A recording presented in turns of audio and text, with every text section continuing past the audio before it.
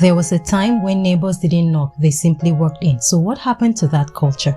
Hi, I'm Whilmyner, and today we're talking about the open door culture we lost. Having taken time to reflect on my childhood, I began to ask myself a question. Why were my parents and many other parents in those days so confident leaving important aspects of their lives in the care of others? How did they reach that level of trust? Today, many of those same people still exist around us, but as society evolves, the level of involvement people have with one another has slowly drifted. For some relationships, the connection has simply lost sustenance. People have not necessarily become enemies, they simply became strangers, not always by choice, but because many people have moved on with the patterns of the day, slowly ignoring the traditions that once kept relationships alive. So perhaps the question we should ask is, what were those traditions that made relationships so seamless and active? Let's retrace our steps. One of them was something very simple, the open door culture. In other words, making a conscious effort to open your space to people. Now, of course, we live in a world that is not always as safe as it used to be, but many times the danger we fear exists more in our psychology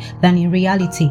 If you know you are not a danger to others and you have nothing to hide, then chances are there are people around you just like you. And as long as people have not given you reasons to keep them out, why not allow them in little by little? Not necessarily full access, but some access at home, at the office, at school, or even in your place of business.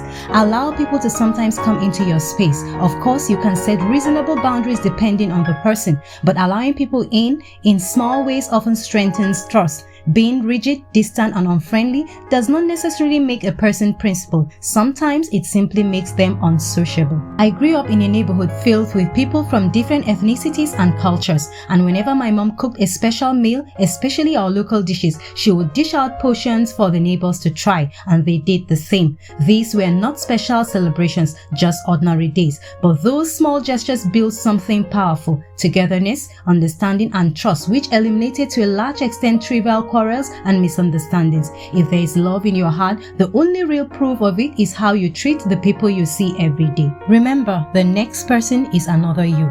That is horizontal love. So stay connected, like, subscribe, and leave a comment. Let's keep this conversation going.